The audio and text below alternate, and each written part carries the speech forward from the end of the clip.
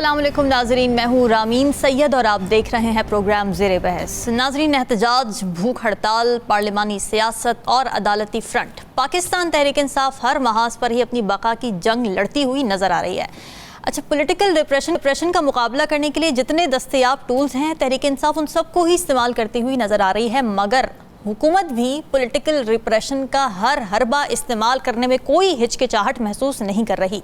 PTI पर पाबंदी की धमकी हो, आर्टिकल 6 लगाने की धमकी हो, डेफेमेशन का काला कानून हो, सोशल मीडिया पर फायरवॉल हो, या फिर जल्द से एहतजाज रोकने के लिए दफ़ा 144 का बेदरीग इस्तेमाल, ऑपोजिशन का रास्ता रोकने के लिए हुकूमत जो कर सकती है वो कर रही है। आज भी जमात इस्लामी ने जब महंगी बिजली और टैक्स के खिलाफ एहतजाज की कॉल दी तो इस्लामाबाद में क्रैकडाउन किया गया, 13 जमात इस्लामी के कारकुन गिरफ्तार कर लिए गए।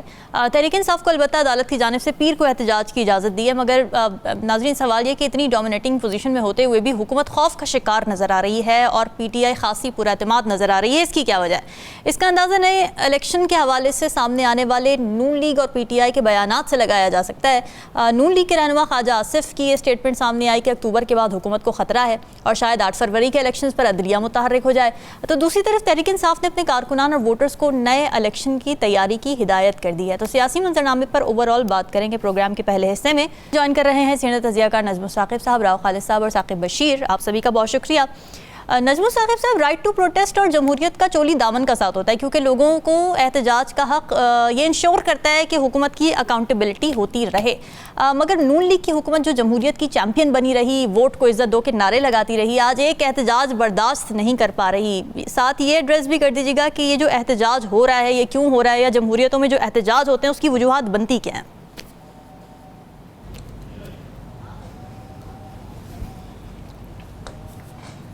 जी शुक्रिया रामीन। देखिए, ये जो एहतजाज आपने कहा ना कि ये तो किसी भी जमहूरी यानी कल्चर में जमहूरी हुकूमत है, जमहूरी मुल्क है, उसमें लोग एहतजाज करते हैं। कुछ एहतजाज तो परमानेंट होते हैं, हर हफ्ते चले जाते हैं आप किसी पार्क में, पुरअमन एहतजाज जिसको कहते हैं ना जी। लेकिन इस किस्म का एहतजाज और इसका जो कल्चर बन गया है ना, इसकी बुनियादी वजह है इंसाफ की अदम मौजूदगी। पहली वजह ये समझ में आती है कि जब लोगों को ये समझ आता है कि जी हमारे साथ इंसाफ नहीं हो रहा, वो कुछ भी हो सकती है, कोई भी वजह हो सकती है, बिजली महंगी है, महंगाई हो गई है, हमारे हुकूक नहीं हमें मिल रहे वगैरह वगैरह, तो एहतजाज करते हैं। इसके बाद दूसरी वजह यह है कि आपको जो अदालतों से मिलता है, जिसको रिलीफ कहते हैं या आपको इंसाफ कहते हैं, वो उनको नामंजूर इसलिए कि उनकी मर्जी का नहीं है। अच्छा, इस किस्म का धरने का कल्चर जो है, याद रहे कि खान साहब के आने के बाद तो बाकायदा एक कल्चर डेवलप होता है जिसमें यह है कि जब तक हमारी यानी पूरी नहीं होंगी, हम यहाँ बैठे हैं और ये कंटेनर वाली सियासत के कंटेनर होगी, उसमें बिस्तर भी लगा होगा, चाय पानी का खाने का बंदोबस्त भी होगा।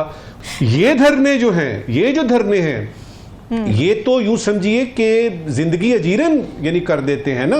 अच्छा, याद रहे कि यहाँ पे आपको मैं बताऊं, एक मजे की बात बताऊं। हमारे एक मसूद साहब हैं, इंफॉर्मेशन के बड़े सीनियर ऑफिसर, उनसे कल बात हो रही थी क्योंकि हम एक गलत यानी ठीक जगह पे हम गलत टाइम पे पहुंचे, क्योंकि यानी सड़कें बंद, फलाने नाके लगे हुए, ये वो। तो गुफ्तगू के दौरान उन्होंने एक बड़ी काम की बात की जो मैं आपके साथ शेयर कर रहा हूँ, और उससे मुझे समझ में आई कि ये वजह क्या है। देखिए, सियासतदान हो या हुक्मरान हो, वो जिस एंगल से हुकूमत को देखते हैं या अवाम को देखते हैं, उनको सारी समझ आती है। हमें भी समझ आएगी अगर हम सियासतदान बन के या हुक्मरान बन के सोचेंगे कि ये क्या हो रहा है। अगर आप अवाम की तरफ से देखेंगे, अवाम की तरफ से सोचेंगे, तो आपको कुछ समझ नहीं आएगी, कन्फ्यूजन होगा और 1000 सवाल आपके सामने होंगे।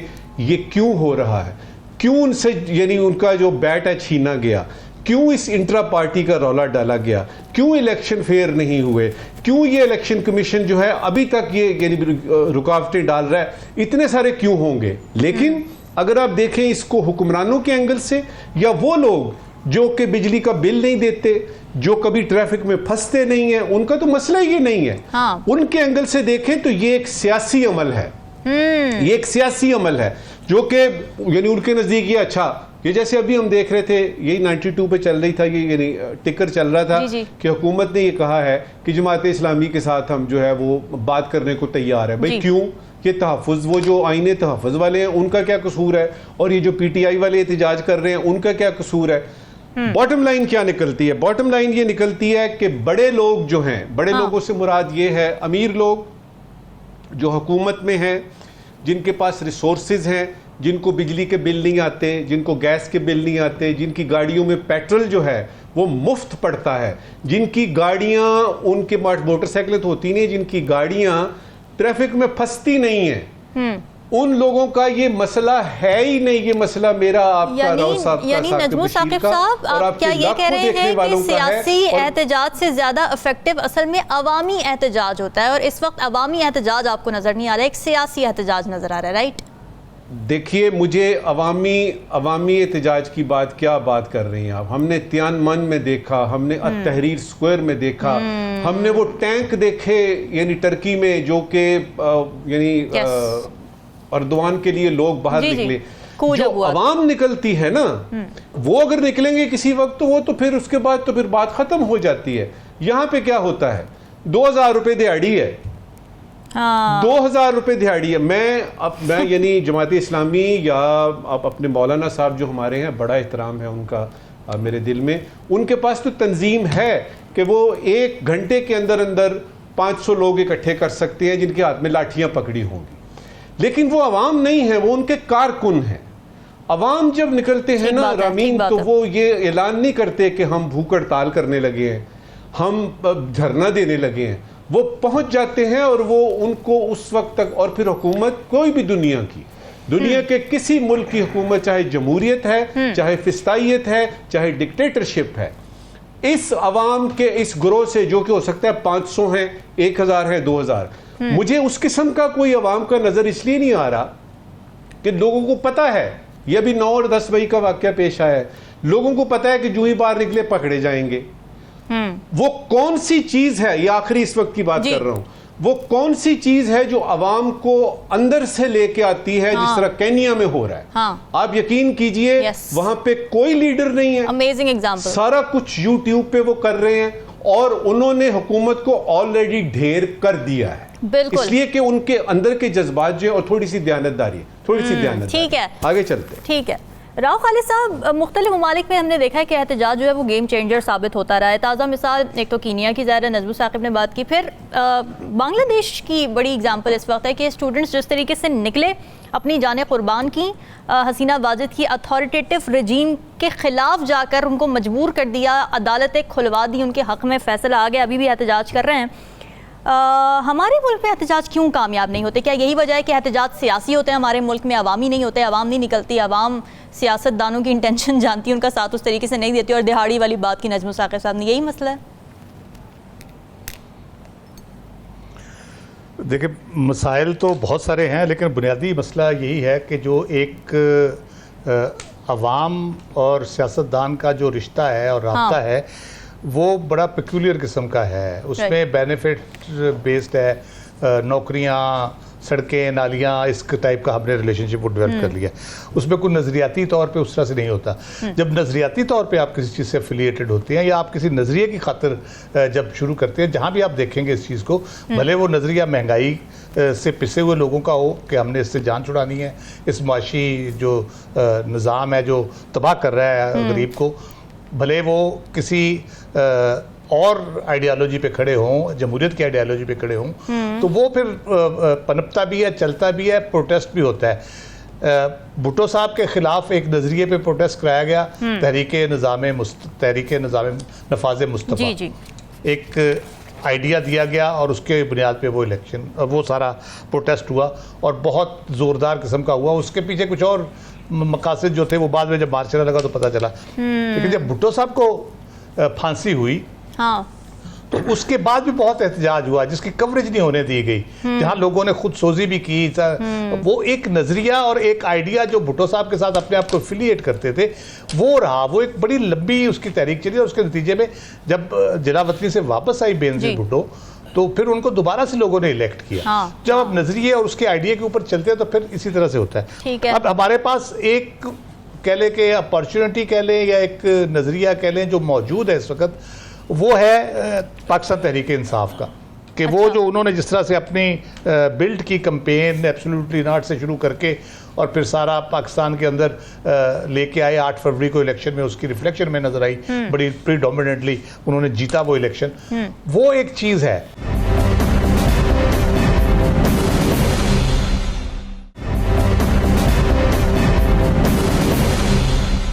क्यों नहीं चला सकी राव खालिद साहब, और आवाम क्यों नहीं निकली? अगर 8 फरवरी को आवाम ने वोट दिया पीटीआई को, आवाम को गुस्सा नहीं आया, एजिटेशन नहीं पैदा हुई, फिर भी नहीं निकले, पीटीआई भी एहतजाजी तहरीक चलाने में नाकाम रही है, क्या ये डिफरेंस या ये जो हम कह सकते हैं कि फासला क्यों है आवाम में और तहरीक इंसाफ के नजरिए में? उसमें बुनियादी जो आपको चीज समझ आती है कि हमारे वो पॉलिटिकल जो लीडरशिप है और अवाम का जो रिलेशनशिप है, अगर पीटीआई के लिए लोग निकले हैं तो उसकी वजह उस लीडरशिप की वो कमांड थी, वो नजरिया था जिसपे वो कन्विंस किया, राइटली और रॉन्गली लोगों को कन्विंस किया उन्होंने कि वो बंदा जेल में था। ठीक है, उसकी जगह पे जिसने कॉल देनी थी कोई ऐसा बंदा मौजूद नहीं था जो उस बुनियाद पे कॉल देता।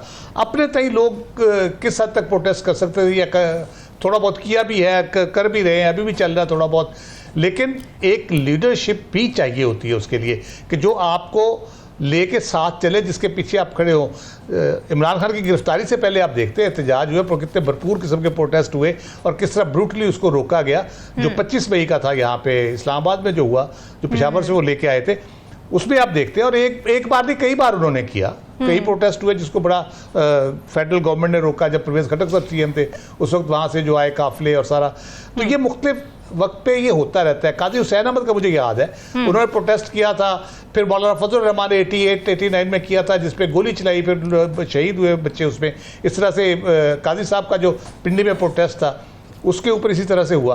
तो वो जब नजरिया या लीडरशिप होती है साथ, तो वो फिर पूरी तरह से। लेकिन राव खालिद साहब यहाँ पे ना, ये जो आप लीडरशिप की बात कर रहे हैं ना, मुझे यहाँ पे ची गुवेरा की एक कोट याद आ रही है। उन्होंने कहा था कि liberators do not exist, people liberate themselves. आपको इख्तिलाफ है इस कोट से? एग्जैक्टली नहीं, मुझे बिल्कुल भी इख्तिलाफ नहीं है, लेकिन ची गुवेरा की बड़ी लॉन्ग स्ट्रगल थी एक, और उसमें नो डाउट वो एक ऐसी स्ट्रॉन्ग लीडरशिप थी। आपने जैसे कोट उसका सुनाया, उसके कोटेबल कोट्स हैं और लोग उसको पूछते थे, उस बंदे के पीछे इस तरह से चलते थे। हमारे यहाँ इस किस्म की सूरत हाल दो वजह से नहीं है। एक तो लीडरशिप के साथ एफिलिएटेड होना, तो उनके जज्बाती लगाव होना, वो अपनी जगह पे मौजूद है। दूसरी चीज़ ये है कि जिस भी मुल्क के अंदर बहुत ऑर्गेनाइज्ड फोर्सेस मौजूद होती हैं, जैसे हमारी आर्मी है, तो वहाँ पे इस किस्म की एक इनकलाबी किस्म की सड़कों पे आके तहस नहस करने वाला काम वो बहुत कम होता है और बहुत ही रेयर होता है। 77 में हमने देखा वो उसको नहीं कर सके तो मार्शल लॉ इम्पोज हो गया। एक फियर भी हमारे यहाँ ये मौजूद है कि इस किस्म की तहरीक के नतीजे में आप किस तरफ फिर निकल सकते हैं, किस तरफ जा सकते हैं पॉसिबली। तो एक जो हम वो जो खूनी इनकलाब की तरफ ना जाना चाहिए, ना कोई उसकी ज़रूरत है। अच्छा। आप एक डेमोक्रेटिक जो है या एक स्मूथ जो सेलिंग करके आप इनकलाब की तरफ आप आ गए उस नहज पे, जहाँ पे आप एक वोट के जरिए 8 फरवरी को आपने तब्दीली लाए, नहीं मानी गई। उसका प्रेशर इतना बिल्ड हुआ है कि अब जो हुकूमत है उसके आप देखें किस किस्म की सिचुएशन में वो आ गई है। उनकी क्रेडिबिलिटी कोई नहीं, उनको फियर ऑफ लूजिंग मेजॉरिटी है, जैसे मखसूस नशस्तों का केस है, अभी ट्रिब्यूनल का केस चल रहा है। उसके बाद एलाइज उनके साथ आहिस्ता आहिस्ता नाराज होना शुरू हो गए हैं। फिर मुक्तदरा का सारा बोझ हुकूमत ने मुक्तदरा पे डाल दिया अपना उठा के। और एक जो दो चीज़ें जो कॉन्स्टिट्यूशनल मेल्टडाउन की बात की गई, आपका इकोनॉमिक मेल्टडाउन भी हो रहा है। ये वो चीजें जो प्रेशर बिल्ड कर रही है, लोगों को फोर्स कर रही है कि वो बाहर आए। अब इस पे कौन दरमियानी रास्ता निकाल के इस सिचुएशन को हैंडल करता है। और मैं आखिरी बात करूं, मैं बार बार कह रहा हूं, नए इंतखाबात फेयर, फ्री और एक क्रेडिबल इलेक्शन कमीशन के नीचे बहुत इंपॉर्टेंट होंगे, वो मसले का हल निकाल सकते हैं। ठीक है साकिब, मैं देख रही थी ज़ाहिर 144 नाफिज हुई हुई है। होम डिपार्टमेंट पंजाब की मैं स्टेटमेंट देख रही थी, एलामिया देख रही थी, उसमें लिखा हुआ था कि दफ़ा 144 इसलिए लगाई गई है कि प्रोटेस्ट होगा, लोग इकट्ठे होंगे, दहशतगर्दी का ख़तरा है। क्या ये जवाब बनाकर बजाय इसके कि आप सिक्योरिटी प्रोवाइड करें, पीसफुल प्रोटेस्ट की कॉल है, लोगों का हक है एहतजाज करना, उनको सिक्योरिटी आप दें, बजाय इसके आप ये कर रहे हैं कि आप पाबंदी लगा रहे हैं, 144 दफ़ा लगा रहे हैं, गिरफ्तारियाँ कर रहे हैं पॉलिटिकल जो अरकान है उनकी, तो ये कितना जमहूरी अमल है आपकी नज़र में?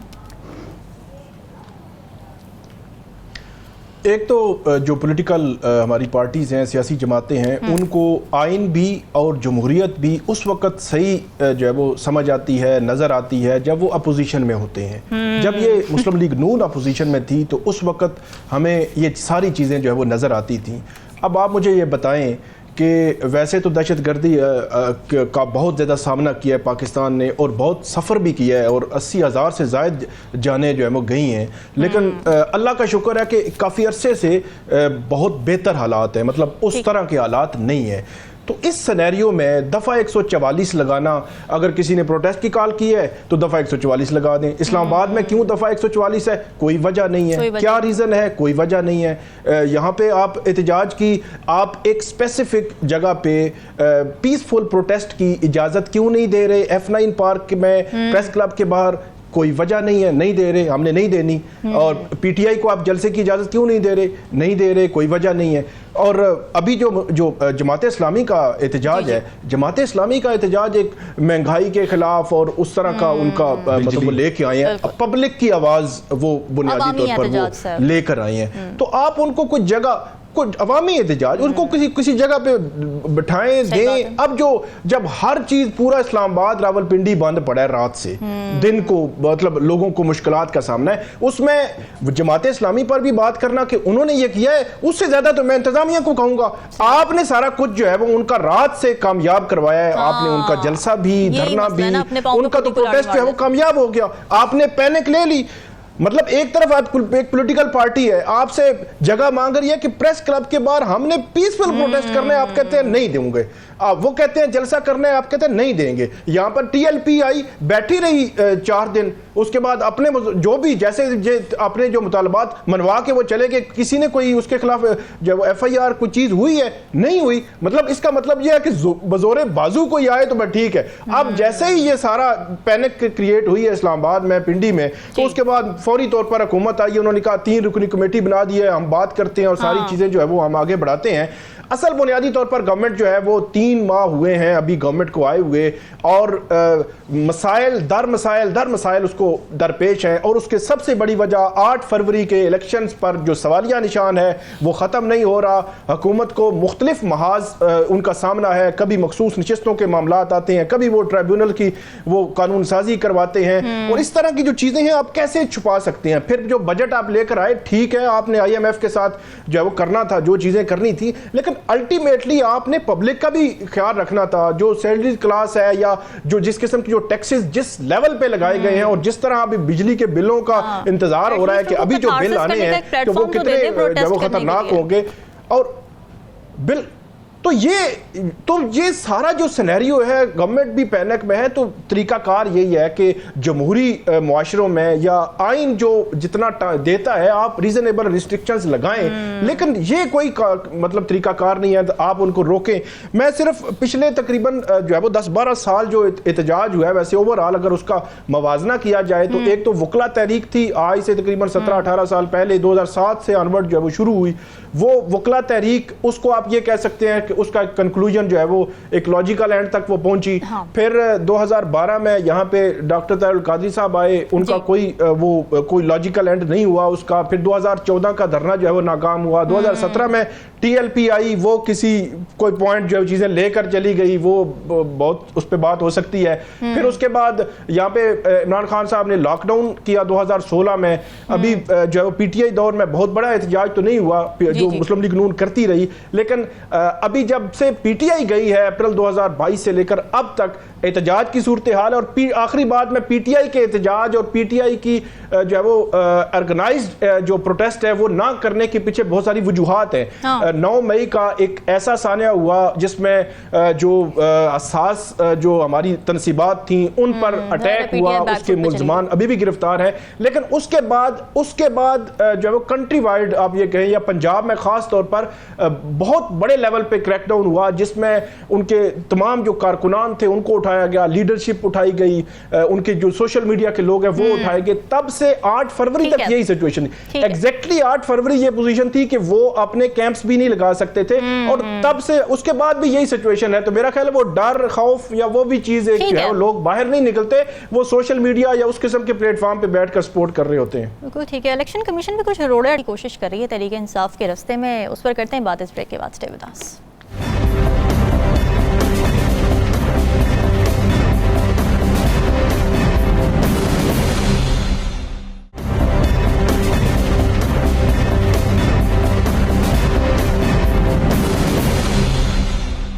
नजमुल साकिब साहब, आपको भी लगता है कि ये इलेक्शन कमीशन की बदनीयती की कंटिन्यूटी है जो इस वक्त हम देख रहे हैं, और is there an end to it, और क्या अक्टूबर में जाकर ये मामला भी हल हो जाएगा जैसे तहरीक इंसाफ एक्सपेक्ट कर रही है कि जी हमारे सारे मसले अक्टूबर के बाद हल हो जाएंगे?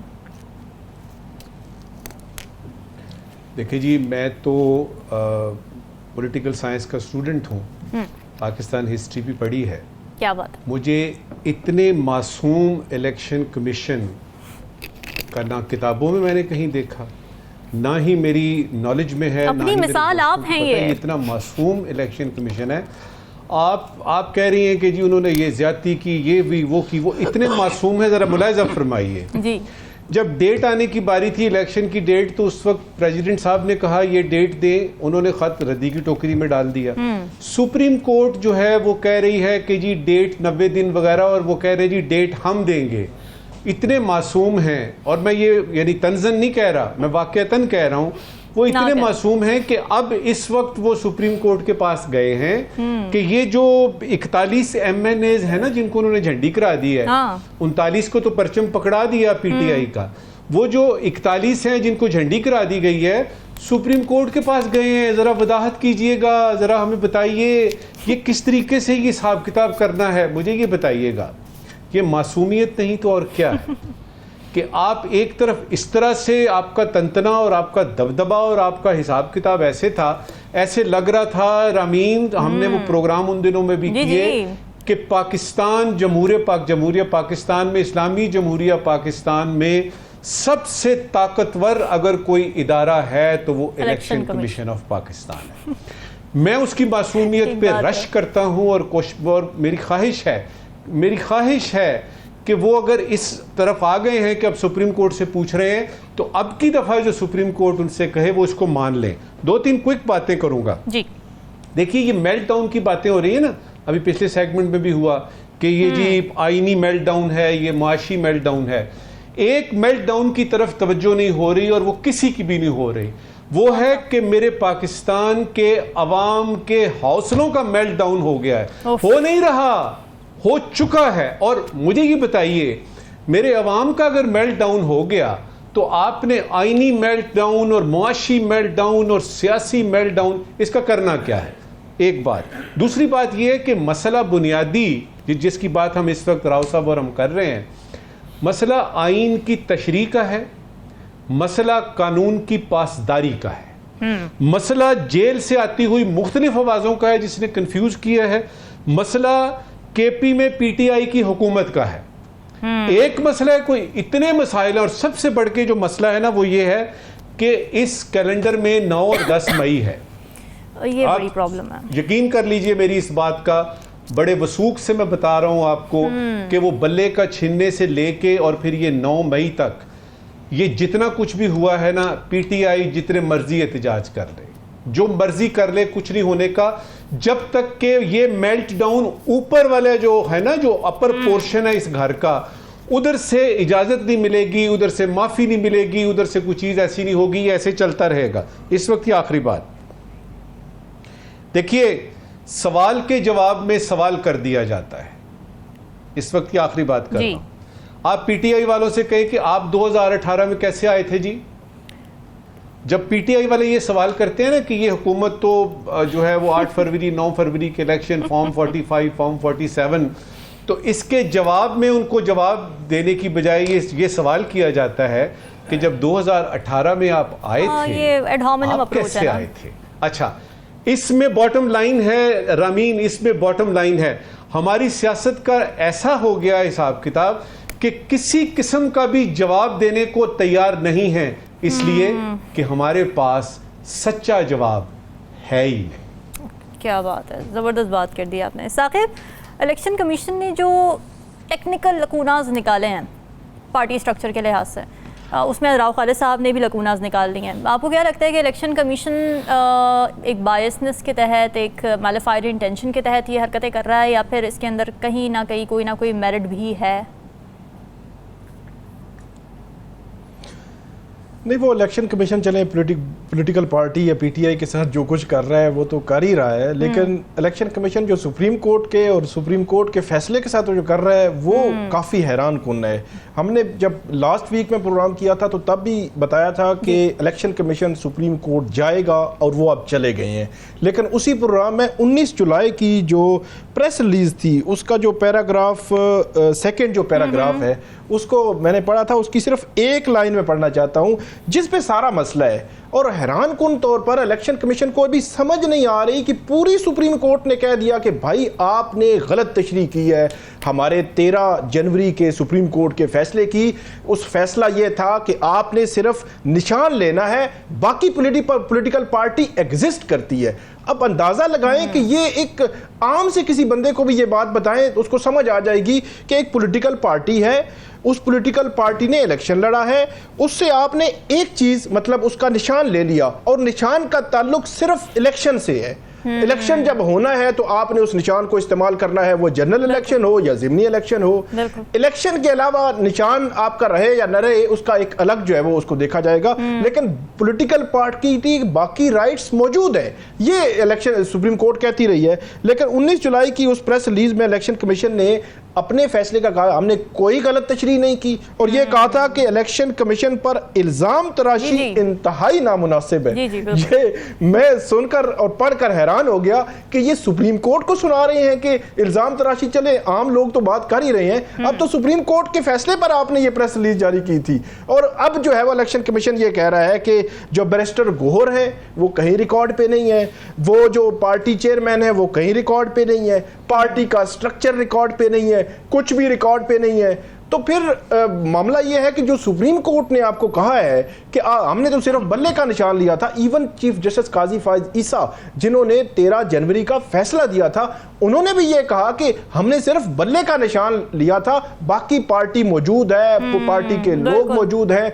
और फिर वही बात राव साहब ने जो बात की कि 39 लोगों के जो सर्टिफिकेट जिन्होंने दस्तखत किए, सिग्नेचर किए और जिन्होंने तस्दीक की, वही 41 की कर रहे हैं। इवन 39 पे तो सुप्रीम कोर्ट ने मोहर लगा दी कि इनको तो करें, और बाकी सुप्रीम कोर्ट ने कहा कि ये जो 41 है ये भी पीटीआई से एफिलिएट करते हैं, सिर्फ इनके एफिडेविट्स ले लें और इनकी जो जमात है उससे तस्दीक करवा लें और उसके बाद आप जो है वो मखसूस नशिस्तें दे दें। ये बड़ा सिंपल और सादा सा मामला था। भारत इलेक्शन कमीशन भी कहीं ना कहीं हमें नजर आता है कि जहां पे इलेक्शन कमीशन सियासी जमातों को रेगुलेट करने का एक इदारा है, वहीं पे इलेक्शन कमीशन भी सियासत में कहीं ना कहीं हमें जो है वो नजर आता है। वो इलेक्शन 8 फरवरी के हों या 8 फरवरी के इलेक्शन के बाद हों मामलात।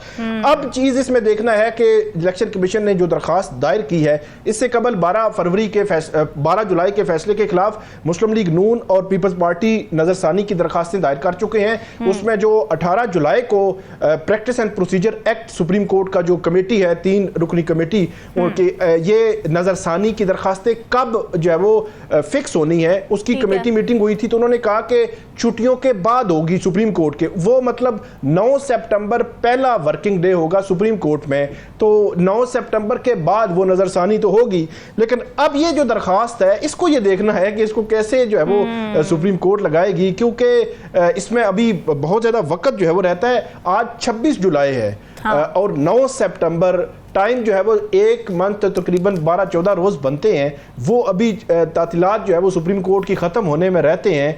8 जजेस ने कहा था कि हमने जो फैसला दिया है, अगर कोई आपको वजाहत चाहिए होगी तो आपने हमारे पास आना है। उन जजेस में से कुछ सुप्रीम कोर्ट के जजेस इस वक्त बैरून मुल्क हैं, कुछ अंदरूने मुल्क तातीलात पे हैं और उनका अपना एक शेड्यूल है। क्या वो अगले 1.5 माह में वो इकट्ठे हो सकेंगे या इलेक्शन कमीशन का ये मामला 9 सितंबर के बाद सुना जाएगा और ये जो 41 पीटीआई के एमएनएज हैं इनका फेट फिर सितंबर के मिड में या सितंबर के एंड तक जो है वो डिसाइड डिसाइड होगा कि अब होना क्या है, क्योंकि इलेक्शन कमीशन तो चला गया है। इसका मतलब है कि 41 की हद तक एफिडेविट्स तो जमा हो गए, तस्दीक भी हो गई, लेकिन आगे होना क्या है ये मामला फिर तब भी जब वो डिसाइड होगा। बिल्कुल ठीक है नाज़रीन, डिस्कशन का सिलसिला वक्त एक ब्रेक का, स्टे विद अस।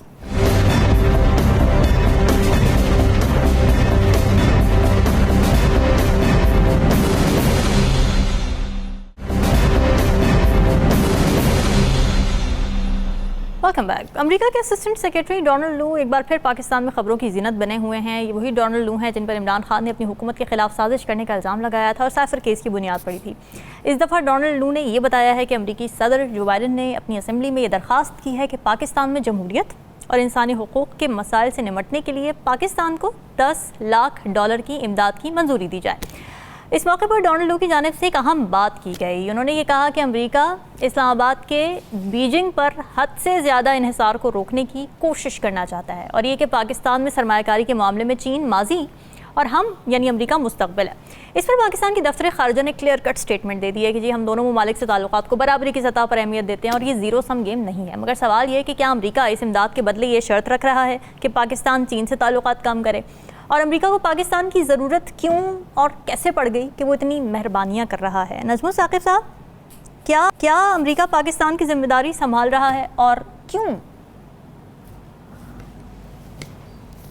बहुत ही ख़तरनाक जहर भरा ये मैसेज है जिसके दो हिस्से हैं जो हमारे दोस्त डोनाल्ड लू ने हम तक पहुंचाया है। अच्छा। ये कल की खबर है जी। देखिए, $101 मिलियन जिनकी आपने बात की है ना, ये अगर हुकूमतों को देखा जाए तो ये पीनट्स होते हैं। अगर तो वो बात करते कि जी $25 बिलियन हम दे रहे हैं, क्योंकि उन्होंने ये $101 मिलियन देने की बात की करने, उसमें उन्होंने कहा क्या है कि इसका करना क्या है। वो कहते हैं इससे मुआशी इस्तेहकाम आएगा, यानी मेरे मुल्क में मुआशी इस्तेहकाम आएगा। अच्छा। टेररिज्म के खिलाफ इसमें जो है वो हिसाब किताब किया जाएगा और सियासी इस्तेहकाम भी इसी से ही आएगा। दूसरा जो इनका बयान है ना वो ज्यादा अहम है। उसमें वो कहते हैं जी China is the past in terms of investment and we are the future.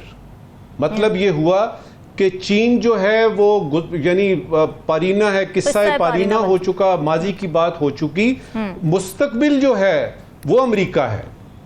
माफ कीजिएगा डोनाल्ड लू साहब कि ये दोनों बातें करके आपने जो जहर घोलने की कोशिश की है वो चलेगा नहीं। जो इस वक्त पाकिस्तान की फॉरेन पॉलिसी में अमेरिका के साथ हिसाब किताब चल रहे हैं, जो हमें पिछले 2 महीनों में ख़ास तौर पे नज़र आ रहे हैं कि अगर आपको हमारी परवाह नहीं है तो हमारे पास दूसरे रास्ते हैं। अब ये चीन की खटक रही है आपको दोस्ती, उसमें सिर्फ ये गुजारिश करनी है आपसे कि चीन हमारा हमसाया भी है।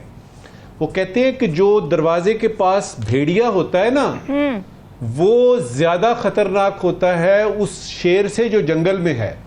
और जब भी हमें मुसीबत पड़ी, अगर आप पिछले 75 साल की देखें तो आप किस वक्त हमारी मदद के लिए आए। और ये $101 बिलियन की भी सुन लीजिए। देखिए, फॉरेन ऑफिस का आपने जिक्र किया, फॉरेन ऑफिस ने कहा कि जी चीन की हम कुर्बानी, चीन के साथ ताल्लुकात की कुर्बानी हम नहीं दे सकते। अच्छा, उनको साथ में ये भी कहना चाहिए था और बड़ा जरूरी था ये कहना। और वो क्या कहना था कि ये जो 101 मिलियन की खैरात दे रहे हैं आप, हमें नहीं चाहिए। मैं हैरान हूं क्यों नहीं कहा गया। इसलिए कि जब आप ये कहते हैं, पिछले अगर वो आया था ना रेजोल्यूशन उधर से, इतने कांग्रेसमैन ने ये कर दिया और वो कर दिया और पाकिस्तान में जमहूरियत नहीं है और वो जेल में फलाना ये वो, उस वक्त हमने कहा कि हम अपने मामलात खुद निपटा सकते हैं, हम अपने हालात खुद ठीक कर सकते हैं। अगर आपकी ये स्टेटमेंट दुरुस्त है, फॉरेन ऑफिस से गुजारिश है कि वो इसको सब्सटेंशिएट करें ना।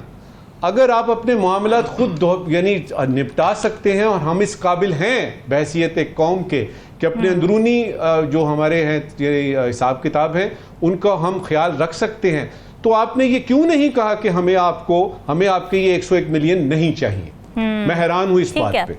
अच्छा जी, समझने की बात जो है ना, वो इस वक्त की आखिरी बात समझने की बात एक है जो मैं डोनाल्ड लू साहब से भी कह रहा हूं, अपने फॉरेन ऑफिस से भी कह रहा हूं, और वो तमाम जो स्ट्रेटेजिस्ट हैं जो सोचते हैं कि जी पाकिस्तान जो है वो सिर्फ चाइना की तरफ ही जाना चाहिए और अमेरिका को जो है वो छुट्टी करा देनी चाहिए, झंडी करा देनी चाहिए, उन सब के लिए गुजारिश है एक दो फिक्रों में।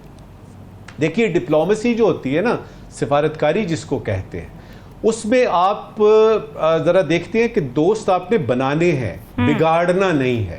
ये सफारत का बुनियादी एक असूल है। और उसमें आप समझते हैं कि चाइना के साथ रहने का मतलब है अमेरिका की दुश्मनी।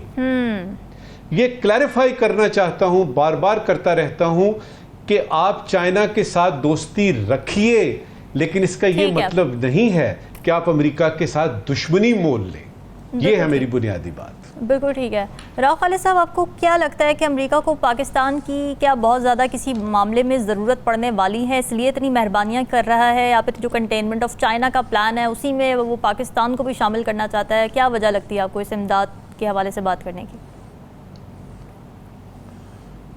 एक तो मेहरबानियाँ जो है आपने प्लूरल इस्तेमाल किया है, मुझे तो कुछ नज़र नहीं आ रहा। उन्होंने जो हातम ताई की कब्र को लात मारी है, 101 बिलियन, 10 करोड़ डॉलर, क्या ये पीनट्स होते हैं, जैसे कहा नजर साहब ने। ये जो है ना, उनकी मेहरबानी, उन्होंने इतना जनाब सारा खजाना उठा के हमारे हवाले कर दिया। अब यहाँ बिल्कुल ही किस्मत ही संवर जाएगी पाकिस्तान की।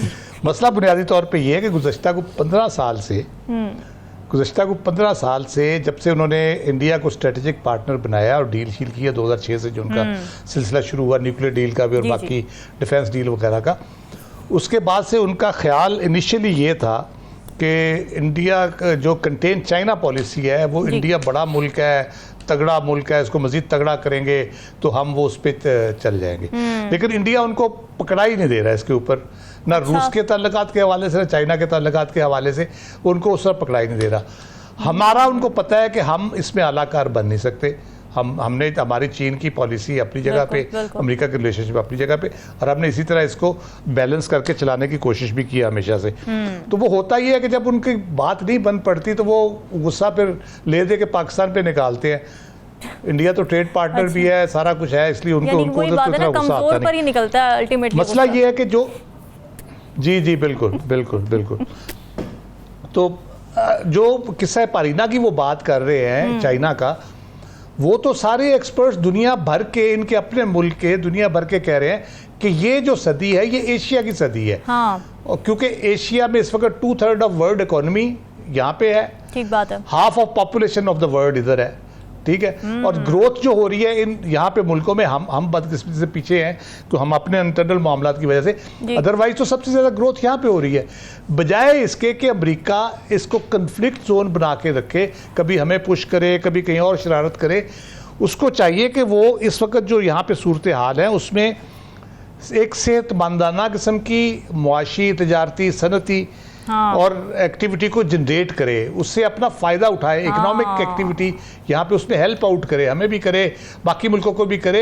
एक पीसफुल एनवायरनमेंट इस पूरे खित्ते में अगर क्रिएट होगी ना, तो मैं आपको यकीन से कह सकता हूँ पूरे दुनिया के अंदर मुआशी जो अबतरी है उसका ख़ात्मे का वो बायस बनेगी, क्योंकि इतनी एक्टिविटी जनरेट हो सकती है। यहाँ पे बड़े ऐसे मुल्क पड़े हैं जहाँ पे कभी इस किस्म का बड़े बड़े इंडस्ट्रीज और उनका काम नहीं हुआ, जैसे सेंट्रल एशियन स्टेट है, तेल और गैस पैदा करके वो चलाए जा रहे हैं, हालांकि बहुत कुछ हो सकता है वहाँ पे। पाकिस्तान की एग्रीकल्चर, अफगानिस्तान, ईरान, फिर चाइना खुद, रूस, बांग्लादेश को शामिल कर रहे, श्रीलंका को शामिल, तकरीबन हाफ ऑफ द पॉपुलेशन है ये। इतनी बड़ी कंज्यूमर मार्केट है कि आप यहाँ से बहुत फायदा उठा सकते हैं। तो अपने थोड़े शरारती जो उसकी इंस्टिंक्ट है उसको जरा नीचे थोड़ा टोन डाउन करे और कोई इंसानों की तरह यहाँ पे ठीक है। यानी ये डील हमें कोई खास सूट नहीं करती, क्योंकि ये इमदाद इतनी अच्छी अट्रैक्टिव पैकेज है नहीं। नजमुल साकिब साहब, क्या सवालात लेकर आए हैं आज आप नाजरीन के लिए? जी शुक्रिया रामीन। एक ज़रूरी सवाल है और एक गैर ज़रूरी सवाल है। पहले ज़रूरी सवाल जी, पिछले दिनों एक मोहतरम जज साहब ने अल्लाह के कहर का जिक्र किया। जी। ज़रूरी सवाल ये है कि जब कोई आफत आती है तो ये कैसे मालूम होता है कि ये अल्लाह का कहर है या अपने किए की सज़ा है? वाह, बड़ा अच्छा सवाल है। आज का गैर ज़रूरी सवाल, खलीलुर रहमान कमर की दर्ज शुदा FIR से अंदाज़ा हो रहा है कि उनके आइंदा ड्रामे का प्लॉट क्या होगा। अच्छा। गैर ज़रूरी सवाल ये है कि उनके आने वाले ड्रामों में हीरो पर रात को घर से बाहर जाने पर पाबंदी होगी कि नहीं होगी? नाज़रीन, ये सवाल आपके लिए छोड़ के जा रहे हैं, फीडबैक ज़रूर दीजिएगा हमें। इजाज़त, अल्लाह हाफ़िज़।